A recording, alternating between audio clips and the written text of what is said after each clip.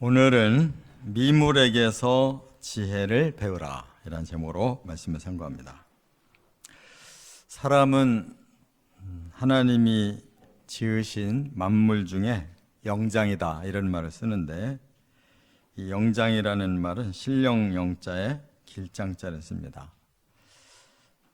영묘한 힘을 가진 우두머리다 이런 뜻이 있는데, 그런데도 불구하고 오늘 본문에 보면 미물에게서 지혜를 배워야 한다라고 교훈을 합니다. 왜 그런가 하면, 사람은 하나님을 닮은 존재로 만들어졌지만 죄를 짓고 타락을 하고 저주를 받았기 때문에 때로는 미물만도 못한 생각과 행동을 할 수가 있습니다.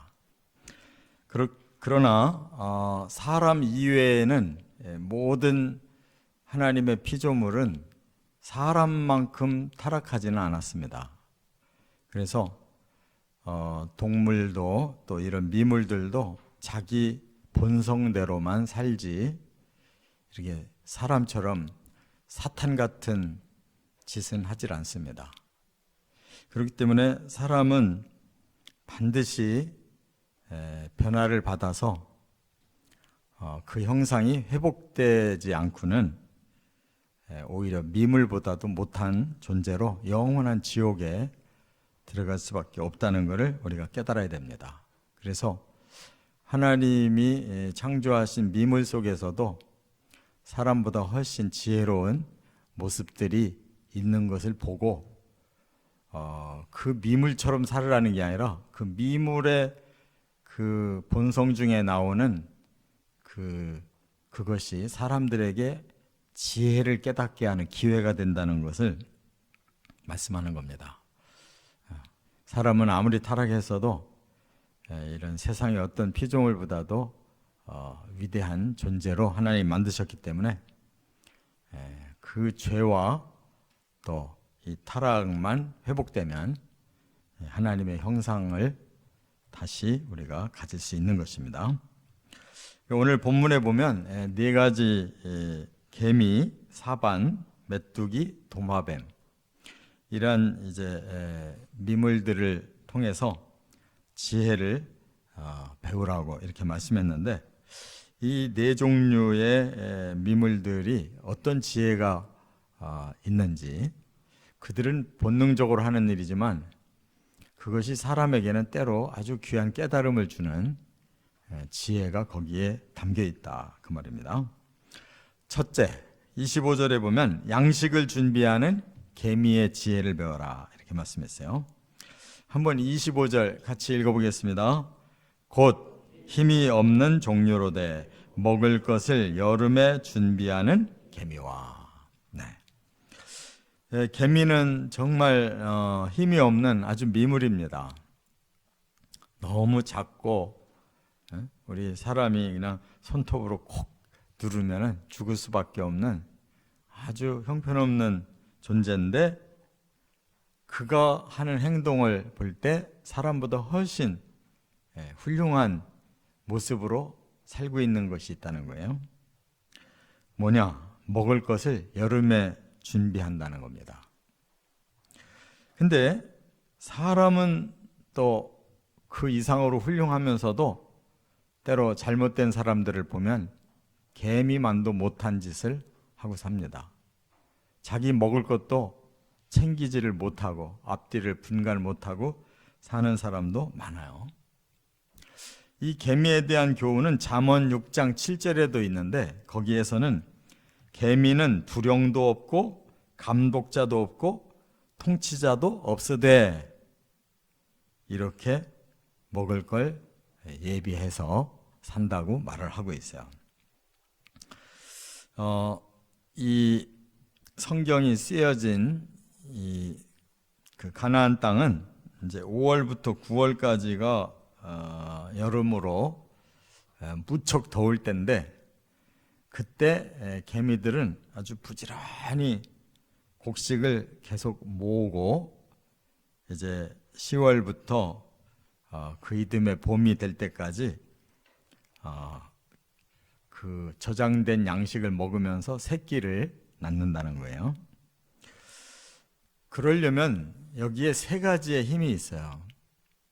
그는 계절에 대한 때를 분별할 줄 아는 힘이 있다는 거예요. 때를 알 줄 알아요.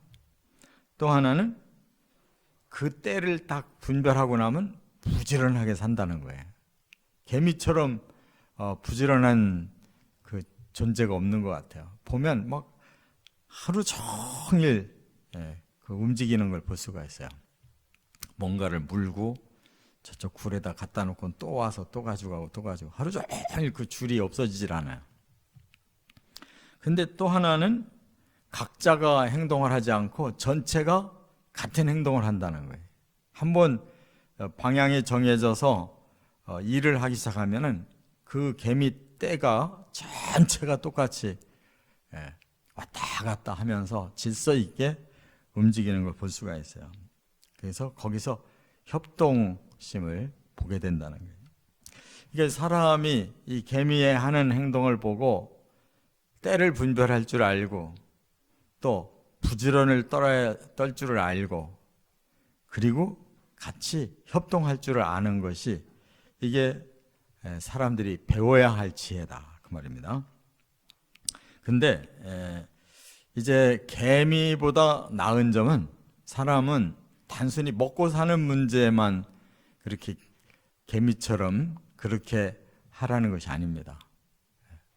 우리 사람은 하나님의 형상이 회복되면 이 땅에 먹고 사는 정도가 아니라 하나님 나라에서 영원한 생명을 누릴 수 있는 존재이기 때문에 성경에서 말씀하는 이런 부지런함이나 분별력이나 협동심은 이 땅의 차원을 말하는 게 아니에요. 그 정도 먹고 사는 거를 하나님이 염려해서 하는 게 아니고 너희는 영원히 하나님의 나라에서 살아야 될 그 형상이 그 지혜가 회복돼야 된다는 뜻이에요. 그렇기 때문에 우리가 살아가면서 어떤 때를 분별해야 되느냐,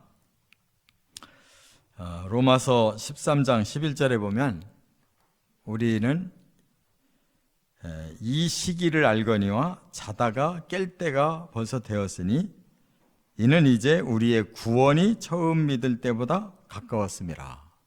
이렇게 말씀하고 있어요. 뭐 이 세상에 많은 사람들이 나름대로 뭐 똑똑한 것 같아도 바로 하나님이 정해주신 때는 잘 모르잖아요.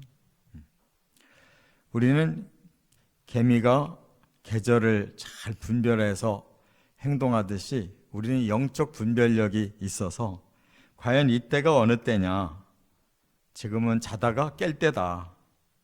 우리의 구원이 이제 더 가까이 와 있다. 이러한 영적 분별력이 있어야 된다는 거예요.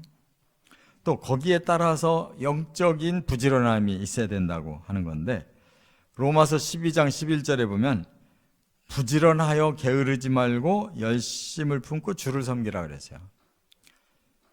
부지런하고 게으르지 말고 열심을 품어야 되는데 그것이 이 땅의 차원에서 끝나면 안 된다는 거예요. 바로 주님을 섬기는데 주의 나라에까지 목표를 두고 바로 영적인 부지런함이 있어야 된다는 말씀인 줄 믿습니다. 또 하나는 협동심인데 우리도 영적 협동심이 대단히 중요하다는 거예요. 히브리서 10장 25절에 보면 모이기를 폐하는 어떤 사람들의 습관과 같이 하지 말고 오직 권하여 그날이 가까움을 볼수록 더욱 그리하자 그랬습니다. 천국 가는 것을 협동심을 가지고 들어가야 된다는 거예요. 나만 잘 믿고 나만 들어가자 하는 이러한 이기적인 생각은 안 된다는 거예요. 그래서 하나님은 모이기를 힘써야 된다고 그랬는데 이것은 서로를 위해서 협력하는 자세라는 것입니다. 모이기를 힘써야 서로에게 신앙의 그 동력이 생긴다는 거예요. 성경은 협력을 굉장히 강조하잖아요. 삼겹줄은 쉽게 끊어지지 않는다. 왜냐하면 줄 하나만 가지고는 쉽게 끊어졌을 수 있어도 세 겹으로 뭉쳐 있으면 그거는 3배 이상의 훨씬 더 큰 그런 강함이 남아 있어서 끊어지지 않듯이 우리가 하나님의 나라를 목표로 이 땅에서 영적 모임을 열심히 할수록 그 협력은 바로 많은 사람들에게 천국을 들어갈 수 있는 그런 큰 원동력을 주기 때문에 모이기를 힘써야지, 또 그 주의 날이 가까워 온다는 이 분별력이 있을 때 더 열심을 내야 된다는 거 꼭 깨달아야 될 줄 믿습니다. 두 번째는 26절에 보면 안전한 집을 짓는 사반의 지혜를 말씀했어요. 26절 같이 읽겠습니다. 약한 종류로 돼 집을 바위 사이에 짓는 사반과. 이 사반이라는 것은 여러 가지 동물의 이름으로 우리가 불릴 수가 있어요. 이제 우리나라에 사는 동물이 아니기 때문에 그냥 비슷하게 붙인다면 이 너구리 종류라고 볼 수가 있어요. 특별히 바위에 사는 산바위 너구리다, 이렇게 그 이름을 붙일 수가 있는데, 이스라엘에서는 이 사해에서부터 헬몬산까지 다양하게 서식을 하는 그런 동물이라고 그럽니다. 크기는 이제 약 토끼 정도, 토끼가 다 큰 정도 되고, 꼬리가 짧고 또 귀가 아주 작고 별로 볼품은 없는데 그에게 아주 장기가 있는데 안전한 바위 속에 산다는 거예요.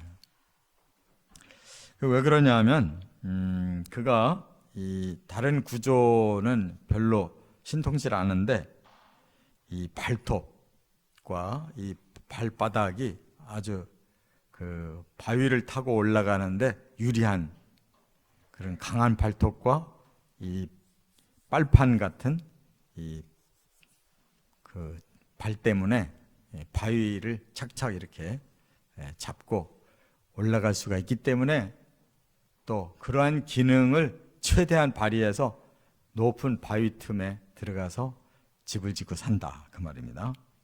그런 것을 볼 때 그가 자기의 안전을 위해서 최선을 다해 노력하고 이렇게 사는구나 하는 것을 우리 사람이 배워야 된다는 거예요. 근데 사람들이 이 잘못하면은 자기 안전도 지키지를 못해서 아주 위험에 노출된 그런 형편없는 삶을 사는 사람들도 많지 않습니까? 우리는 성경에서 말씀하는 그런 안전한 삶을 위한 노력을 하라는 것이 이 땅의 차원을 말하는 게 아니에요. 우리에게 진짜 안전한 바위 같은 집은 바로 이 땅에서 하나님 안에서, 하나님의 품 안에서 사는 것이고, 또 영원한 하나님의 나라를 들어갈 수 있는 그런 영적 집을 지으면서 사는 삶이라는 걸 깨달아야 될 줄 믿습니다. 그래서 예수님께서도 그런 비유를 말씀하셨죠. 마태복음 7장에 집을 짓는데 반석 위에다가 짓는 사람도 있고 모래 위에다 짓는 사람도 있다.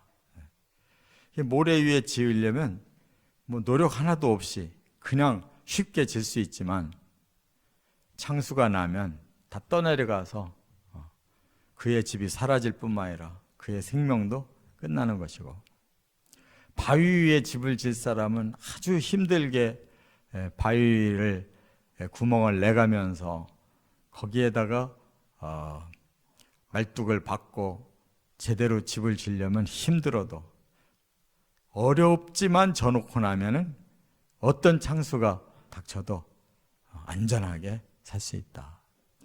이와 같이 고린도전서 3장에서는 천국의 집을 짓는 이러한 원리가 바로 그와 비슷하게, 어떤 사람은 금과 은과 보석으로 짓는 사람이 있고, 어떤 사람은 나무나 풀이나 짚으로 짓는 사람이 있다. 천국의 집을 짓기 위해서 그만큼 애를 써서 짓는 사람은 나중에 불로 시험해 볼 때 타지 않고 그대로 남아서 영원히 하나님 앞에 그 대가를 받는 사람이고, 또 쉽게 나무나 풀이나 짚으로 집을 지어놓고 나중에 하나님 앞에 불로 시험을 받고 나면 아무것도 남는 게 없기 때문에 하나님 나라에 갈 수가 없다, 이렇게 말씀을 했어요.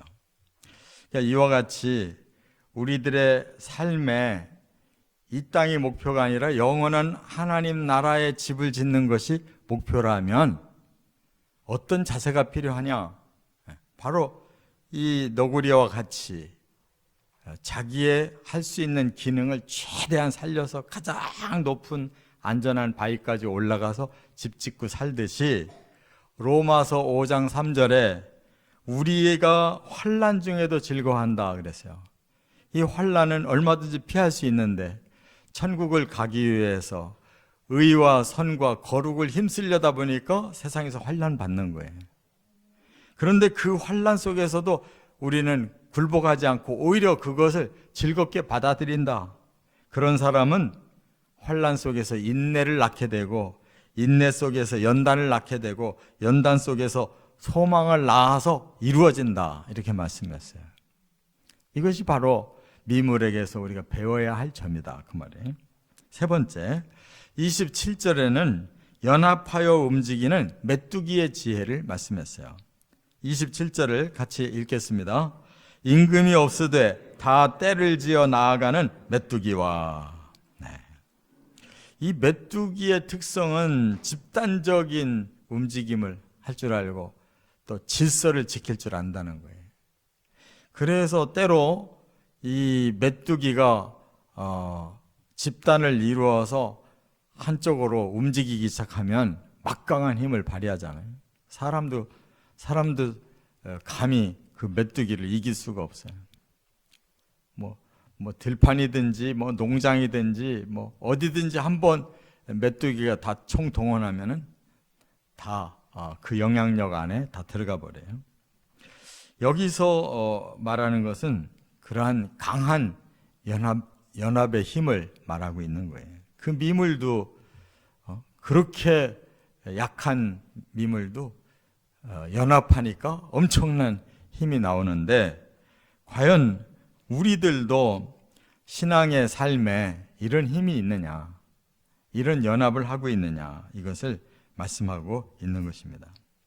그래서 로마서 12장 5절에는 이와 같이 우리 많은 사람이 그리스도 안에서 한 몸이 되어 서로 지체가 되었느니라, 이렇게 말씀했는데, 우리가 연합할 수 있는 근원은 바로 그리스도 안에서라고 그랬어요.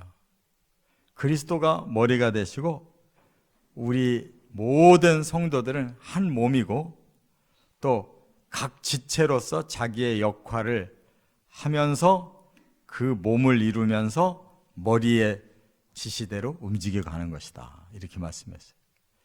이것이 바로 연합의 원리인 줄 믿습니다. 고린도전서 1장 10절에서는 형제들아, 내가 우리 주 예수 그리스도의 이름으로 너희를 권하노니 하면서 연합을 하려면 좀 더 구체적인 원리가 필요하다. 그건 뭐냐? 모두가 같은 말을 해야 된다. 이게 무슨 뜻이냐면 생각이 같아야 말이 같이 나오는 거예요. 같은 생각을 품어야 된다는 거죠. 또 분쟁이 없어야 된다 그랬어요. 서로가 다른 것이 있다고 해서 자기 주장만 옳다고 싸우면 안 된다.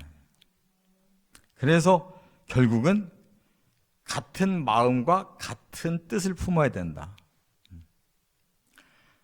마음을 서로 나눠야 되고 하나님의 뜻 앞에 순종할 줄 알아야 된다. 그래야 우리는 메뚜기처럼 함께 움직이고 강한 능력을 가지고 하나님의 백성으로 살다가 그 나라에까지 들어가야 될 줄 믿습니다. 끝으로 네 번째 28절에 보면 위험을 피해 영광을 누리는 도마뱀의 지혜를 배워야 된다 그랬어요. 28절 같이 읽겠습니다. 손에 잡힐만 하여도 왕궁에 있는 도마뱀이니라. 네. 이 도마뱀이라고 하는 존재는 뭐가 장점이냐면 아주 미물인데도 불구하고 대단한 용기가 있어서 감히 생각도 못할 왕궁까지 들어가서 제멋대로 돌아다니고 산다는 거예요. 대단한 용기가 있다는 거예요. 자, 그 말은 뭐냐?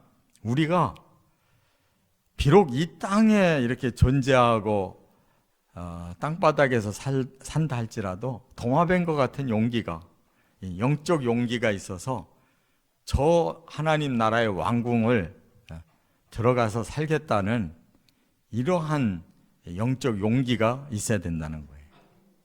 그래서 그렇게 살려고 하면 또한 자신에 대한 그 자기를 이기는 용기가 필요한데 도마뱀은 어떻게 그걸 뚫고 나가냐면 잡히면은 꼬리를 딱 끊고 도망간다는 거예요. 자기의 일부를 버리고라도 더 큰 것을 위해서 그 용기를 꺾지 않는다는 거예요. 예수님의 십자가 원리와 똑같은 줄 믿습니다. 우리가 하고 싶은 것이 있다 할지라도 저 나라에 가기 위해서 우리 스스로 끊어내야 될 십자가가 있다. 자기를 부인해야 하는 십자가가 있고 자기를 겸손하게 내려놔야 될 십자가가 있다. 주의 나라를 위해 스스로 버려야 될 십자가가 있다. 그 말. 그것을 과감하게 끊는 용기가 있어야 천국 갈 수 있는 용기도 있을 줄 믿습니다. 이렇게 성경은 우리로 하여금 미물에게서도 바로 그 훌륭한 점이 우리의 지혜가 돼야 되지 않냐 그 말이에요. 골로새서 3장 1절에 보면 이렇게 말씀했어요. 너희가 그리스도와 함께 다시 살리심을 받았다면 위의 것을 찾으라. 거기는 그리스도께서 하나님 우편에 앉아 계시느니라 그랬어요. 예수님이 우리를 살리시느라고 대신 죽으셨잖아요. 그러나 예수님이 먼저 살아나셨어요. 그리고 지금 하늘 우편에 계시다. 우리도 똑같이 그 예수님을 통해서 우리 자신이 자아를 내려놓고 우리가 천국을 향한다면 예수님 계신 하나님 나라에 우리도 들어갈 것이다 그 말이에요. 그러므로 위를 바라보고 도마뱀처럼 용기 있게 위를 바라보고 가라 그 말이에요. 저는 이 말씀을 이렇게 정리하면서 참 역시 성경은 어느 구석을 봐도 다 영적인 원리를 우리에게 가르쳐주고 뭐 이 땅에도 적용할 수 있는 지혜지만 우리들에게는 정말 그 나라를 향한 그런 삶의 지혜를 이렇게 정말 가르쳐 주시는구나라고 깨달았어요. 우리의 이 시각이 훨씬 더 신령한 시각을 가지고 이 땅에서부터 영원한 하나님의 나라에까지 우리가 이 지혜를 총동원해서 꼭 들어가시고 승리하시기를 주의 이름으로 축원합니다.